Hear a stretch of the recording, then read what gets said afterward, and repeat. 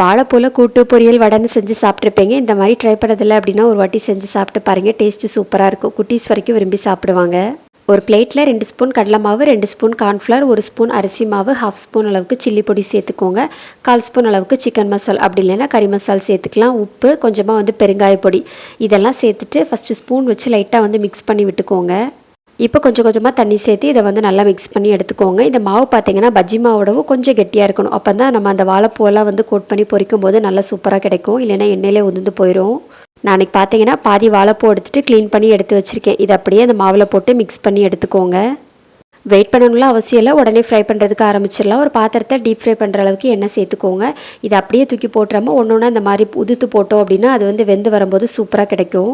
அந்த எண்ணெயில் பார்த்தீங்கனாலே தெரியும் மசாலா எதுவுமே உதிர்ந்து போகாமல் சூப்பராக கிடச்சிருக்கும். நல்ல கலர் மாதிரி வந்ததுக்கப்புறமா அப்படியே வெளியே எடுத்து வச்சு சாப்பிட்டீங்கன்னா செம்ம கிறிஸ்பியாக டேஸ்ட்டாக இருக்கும். ட்ரை பண்ணி பாருங்கள். பாய்.